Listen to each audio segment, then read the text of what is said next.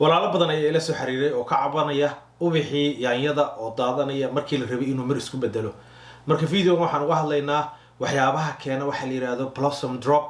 oo ah in ubixii uu daato intuu mir isku bedeli lahaa. dhibaato weyn ayuu ku hayaa waliba beeraleyda greenhouse ka haysata. marka waxaan ka hadli doonaa waxyaabaha keena iyo wixii laga qaban karo. marka fadlan ka faa'iideyso.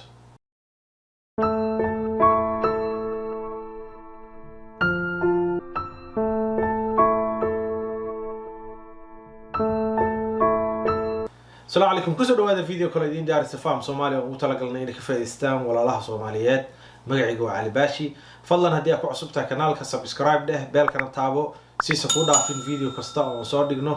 ونقود بي أولو ذاك ولا الله كلا سوماليات سيكونوا فايستان ومحسنتين سيدان شاكني فيديو قام وحان وهاللينا محاكينا إن أبحي مرتا يانيضا أو خسارة أو أمالو يقانو بلاسوم دروب إن أبحي أو داتو مرتا كداتو meeshii uu isku bedeli lahaa geedka uu ka daato ubixii meeshii uu isku bedeli lahaa inuu mir noqdo. sababtaas ayaan uga hadlaynaa waxyaabaha keena si aad uga digtoonaatid oo aad wax uga qabatid. flowerska oo mararka qaar loo yaqaano bloom ama blossom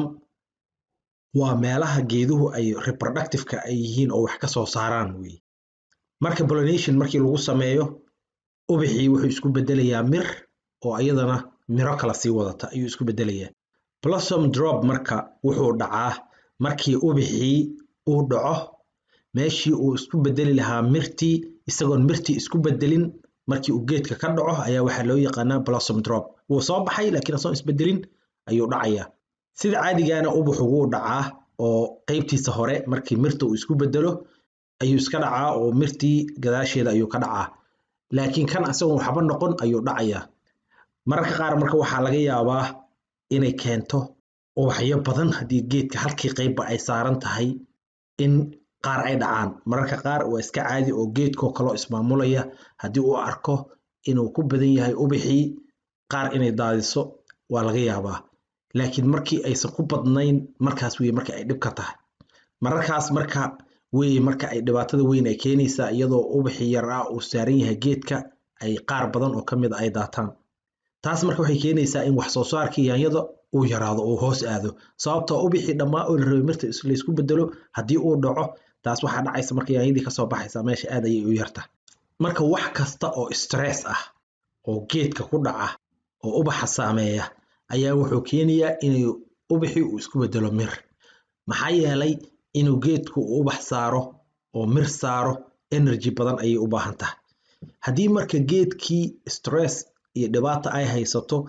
awoodda wuxuu saarayaa si u badbaadi lahaa geedku oo kama walwalayo ubax iyo mir uu saaro ee wuxuu ka walwalayaa sidii isaga uu isku badbaadi lahaa. sidaas darteed geedkii wuu iska daadinayaa ubixii saaraa intii uu dhib kale u keeni lahaa. marka adigana ujeedadaadu marka waxa weeye inaad geedkii aad u diido stress inay ku dhacdo oo ay dhibaato ku dhacdo oo aad ka ilaaliso taas si markaas uu geedkii stress hadduusan hayn uu awoodda u saaro inuu miro sameeyo. stresska marka geedka ku dhaca oo dhibaatooyinka u keena waxaa ka mid ah temperature ama heerkulka. heerkulku geedka wuxuu u keenayaa dhibaato oo saamaysa sida uu miro u saari lahaa. marka heerkulka aadka u kulul ama aadka u qabow badanaa waddankeena waxaa saameeya midka aadka u kulule. haddii uu gaaro marka 35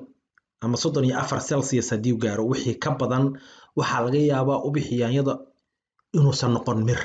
oo dhibaato ay ku noqoto oo qaar badan oo ka mid ah uu daadiyo.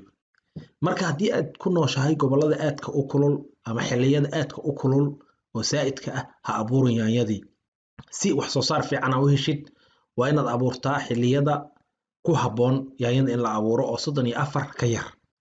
weliba dadka qaar waxaa arkaysaa greenhouse ayay isticmaalayaan. greenhouse-ka markii la isticmaalayo haddii aadan qaab sax u isticmaalin oo aad isticmaasho qalab kulayl saa'ida ku noqonaya sida bac oo kale haddii aad saarto greenhouse-ka ku wada wareejiso waddankeenana waa naqaana aad u kulul yahay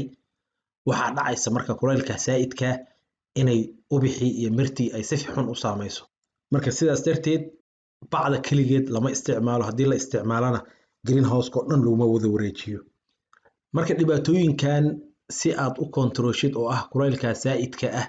waxyaabaha aad samayn kartid waxaa ka mid ah inaad abuurtid yaanyo la qabsan karta cimilada waddankeena. ma ahan yaanyo qabow meel ah qaab ah loogu talagalay ma ahan ina abuurto marka waa ina abuurto yaanyo la qabsan karta cimilada wadankeena iyo wadamada noo dhow la qabsan karta waa ina abuurtaa haddii kale markaas waxaa dhacaysa dhibaato ah inaysan yaanyadii si fiican u korin dhibaatooyinka kaloo jira waxa weeye yaanyooyinkan dibadda laga keenayo waxay u baahan yihiin oo u barteen nafaqo saa'ida iyo biyo saa'ida oo habaysan oo adigu qiyaasan ilaa waxaan qiyaasnayn lama ogole waxaas oo dhan ayaa loogu talagalay marka hadda walaalkan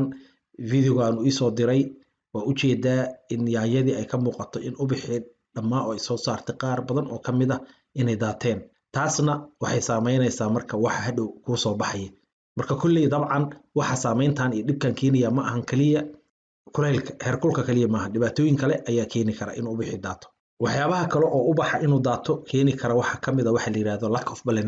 pollination haddii aan lagu samayn ubixii wuu iska dhacayaa mirna iskuma bedelayo marka yaanyadu waxay u baahan tahay in la caawiyo si ay pollination u sameeyaan oo mirtii ubixii uu isugu bedelo mir laakiin pollination waa maxay pollinationku marka waa act ama waa qaab oo pollenkii looga soo qaadayo male antherkii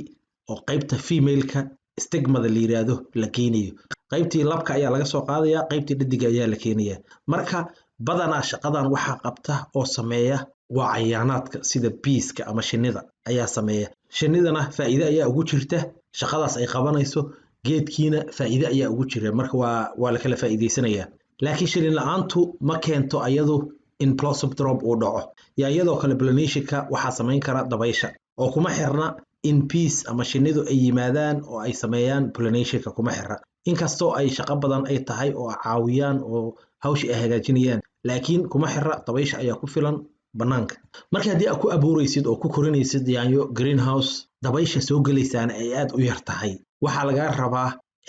inaad samaysid handshaking oo aad gacanta wax yar geedkiiba aad ku taabatid si pollinationka ay u dhacdo maadaama beeskii wadamada reer galbeedku kale waa lasoo gashadaa laakiin haddii aadan awoodin mana awoodno wadankeene waa inaad gacanta wax yar ku kakishaa lama rabo laakiin wax xooga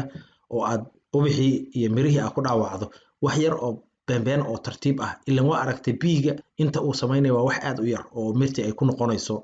ubixii uu isku bedelayo marka intaasoo kale ayaa la rabaa oo tartiib ah oo aad ku gaarsiiso midda kale oo saamaysa oo blossom drop ka keenta waxa weeye inaad nitrogenka ku yarayso ama aad ka badiso labaduba waa dhibaato weyn marka waxaa lagaa rabaa walaalo badan waa ila soo xiriireen oo yiri geedihii waa naga dhinteen sababtoo ah kulli waa geedaha xaafadaha lagu abuurayo sababtoo waxay ka badiyeen nafaqadii ay suuqa kasoo iibsadeen ay aad uga badiyeen taasna waxay keenaysaa marka in geedkii uu ku dhinto marka xatuusa ku dhiman xataa oo qiyaas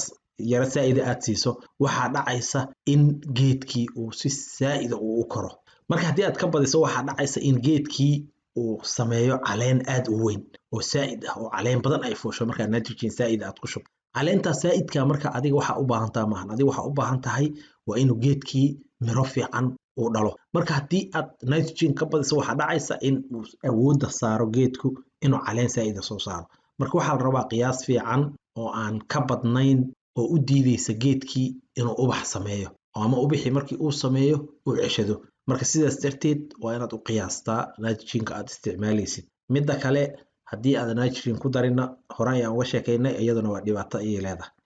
midda kale oo iyaduna keenta blossom drop waxa weeye biyo la'aan biyaha oo aad yarayso dhibaato weyn ayay u keenaysaa geedkii marka sidii aan sheegnay stresskii ayaad ka raacaysaa geedkii haddii stress uu ku dhaco oo biyihii ay ku yar yihiin ubax iyo inuu mir sameeyo uma baahna inuu naftiisa badbaadiyo ayuu rabaa marka ubixii iyo mirtii inuu daadiyo ayay u keenaysaa geedkii marka waxyaabaha fiican oo la sameeyo waxaa ka mid ah inaad geedka si fiican aad biyaha u siiso usbuucii oo kale mar hadba waxay ku xirantahay kuley dabcan meesha aad joogtid wadanka aad ka joogtid iyo ciidda aad haysato ayay ku xirantahay laakiin waxaa fiican intaad biyo aad u yar sii lahayd mararka qaar waxaa fiican inaad biyo fiican siiso oo aad u kaadiso bareeg aad siiso sababtoo yaanyadu waxay leedahay xidid dheer oo gaaraya ilaa 1 mitir iyo bar gaaraya ciidda hoose marka biyaha yar oo shaalowga oo aad korka ka siinayso oo aadka u badnayn waxay keenaysaa geedkii inuu horay stress uga dhaco sababtoo ah haddii aad barto geedka in biyaha yarka aad kor ka siiso kaliya wax yar waxaa dhacaysa marka geedkii inuusan xididkiisii hoos u dirsan ee kaliya qaybta kore uu joogo taasna waxay keenaysaa in stress ay ku dhacdo marka haddii biyihii wax yar kaa kala go'aan geedkii dhibaato ayay ku noqonaysaa. Marka sidaas darteed waxaa fiican biyaha inaad si fiican oo xoog leh u siisid si xididku uu hoos u aado u barto inuu hoos aado biyaha uu doonto inta geedku uu cusub yahay. taasna marka waxay keenaysaa stresska geedku imaan karta aakhirka hadhow maalin haddii biyihii ka yaraadaan in stresski iyo dhibaatadaas ay ku timaado ayaa yaraanaysa sababtoo ah xididdo hoose ayuu haystaa oo biyihii meel fog ayuu kasoo qaadanaya. dabcan biyaha saa'idka ah oo geedkii xididkiisa ama qaybta kore iska dhex fadhiyaa dhibaato ayay keenayaan. taasna inaad ka cararto ayaa la rabaa oo lama rabo geedkii inuu biyo dhex fadhiyo. midda kale oo keenta blossom dropka waxaa la yiraahdo salt stress oo cusbadu inay ku badato dhibaato ayay keentaa. marka yaanyadu waa geed u yara dul qaadan kara ciidaha xoogaa cusbada leh, laakiin haddii ciidaha ay cusbo saa'ida ay leeyihiin waxay saameynayaan marka hadhow sawsiirkii kusoo bixi lahaa geedkii koritaankiisii way saameynayaan iyo xitaa sidii uu mirtu ku samaysmi lahayd dhibaato ayay keeni kartaa. sidoo kale sida aan sheegnay haddii aad fertilizer tiro badan aad ku shubto waxay kor u qaadaysaa cusbada ciidda ayay kor u qaadaysaa dhinaca xididka geedka ayay kor u qaadaysaa. marka taasna waxay keenaysaa maadaama cusbadii ay kacsan tahay oo fertilizerka cusbadiisa saa'idka ay ciiddii hoose ay dhooban tahay in geedkii stress uu ku dhaco. marka adigana waxaa lagaa rabaa dabcan inaadan isku halayn markasta fertilizerada suuqa laga soo gadanayo. waxaa lagaa rabaa nidaam inaad la timaado oo ah inaad ciidda nafaqadeeda kor ugu qaado si dabiiciyana. ilaahuma isticmaashid saxarada xoolaha la qurmiyey waxa la yiraahdo cover crop oo hadhow ciidda lagu baabi'iyo. marka nidaamyo badan ayaa jira oo nafaqada ciidda si dabiiciyan kor loogu dhiso. marka taasna inaad isticmaasho ayaa lagaa rabaa oodan isku halayn kaliya fertilizer aad suuqa kasoo gadato. kaliya in qarash badan uu kaa baxo kaliya kuma keenaysee waxay kaloo kuu keenaysaa ciiddi haddii aadan si fiican u maamulin inay cusbadeeda kor u qaado ayay keeni kartaa. marka sidaan nirina fertilizerka haddii aan si fiican oo nidaamsan aan loo isticmaalin oo si qalada loo isticmaalo faa'iidadiisu iyo dhibkiisa waxaa badanaysa dhibkiisa. waxaan rajaynayaa inaad video ka faa'iidaysateen. intaan video kala kulmi doono. asalaamu calaykum waraxmatullah iyo beerasho wacan.